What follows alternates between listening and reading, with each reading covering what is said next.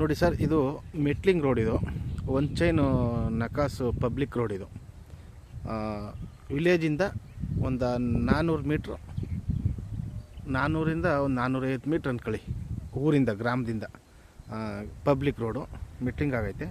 ಈ ರೋಡ್ಗೆ ಅಟ್ಯಾಚ್ ಆದಂಗೆ ಒಂದು 2 ಎಕರೆ 33 ಗುಂಟೆ ಲ್ಯಾಂಡ್ ಬಂದೈತೆ.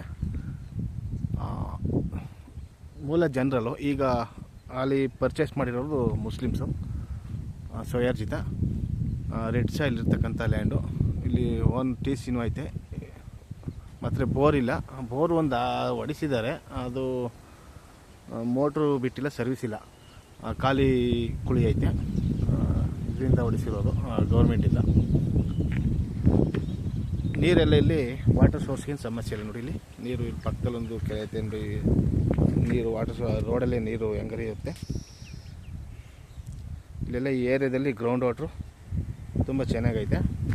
ಮಳೆ ಊದಿರೋದ್ರಿಂದ ಮಳೆ ನೀರು ಹೋಗ್ತಿರೋದು ಇವಾಗ, ನೈಟ್ ಮಳೆ ಊದಿರೋದ್ರಿಂದ. ಇದು ಮೆಟ್ಲಿಂಗ್ ಆಗೈತೆ ರೋಡು, ಭಾಳ ಓಲ್ಡ್ ರೋಡು, ಓಲ್ಡ್ ರಸ್ತೆ. 2 ಎಕರೆ 33 ಗುಂಟೆ.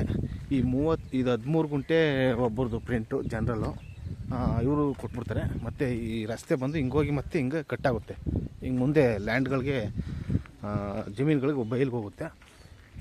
ಮತ್ತು ಅದು 2.5 ಎಕರೆ ಒಬ್ಬರದು, ಅದೇ ಹೇಳೋದಲ್ಲ ಮುಸ್ಲಿಮ್ಸ್ನವ್ರದ್ದು. ಅದು ಮೂಲ ಜನರಲ್ಲು.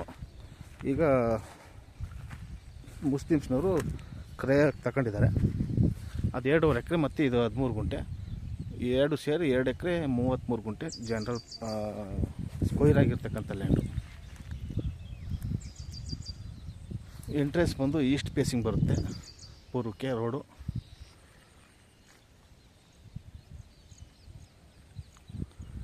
ಇದು ಕಿರ್ಗಾಲು ಟಿ ನರಸೀಪುರ ಮೇನ್ ರೋಡಿಂದ 1 ಕಿಲೋಮೀಟ್ರ್ ಒಳಗಡೆ ಆಗುತ್ತೆ. ಬೆಂಗಳೂರಿಂದ ನಿಮಗೆ 120 ಕಿಲೋಮೀಟ್ರ್ ಆಗುತ್ತೆ.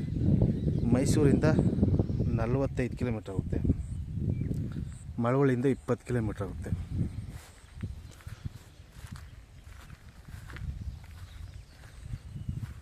ಅಲ್ಲಿ ರೇಷ್ಮೆ ಕಡ್ಡಿ ಹಾಕಿದ್ದಾರೆ ನೋಡಿ, ಅಲ್ಲಿವರೆಗೂ ಬರುತ್ತೆ. ಅಲ್ಲಿ ತೆಂಗಿನ ಗಿಡ ಸುಸಿ ಅದಲ್ಲ, ಅಲ್ಲಿವರೆಗೂ ಬರುತ್ತೆ.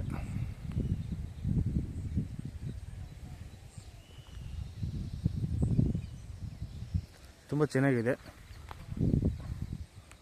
ಇದು ರೈಟ್ ಬಂದು 70,000 ಫೈನಲ್ ಅಂತಾರೆ. ಕೂತು ಮಾತಾಡಿದ್ರೆ ಒಂದು 2,000 3,000 ಕುಂಟೆಗೆ ನೆಗೋಸಿಯಬಲ್ ಆಗುತ್ತೆ. ಯಾರು ಇಂಟ್ರೆಸ್ಟ್ ಆದರೆ ಕಾಲ್ ಮಾಡ್ಬೋದು. ಕಾಲ್ ಮಾಡ್ಕೊಂಡು ಬನ್ನಿ. ನೇರ ಸೀಟು, ಓನರ್ ಸೀಟಿಂಗ್ ಇರುತ್ತೆ.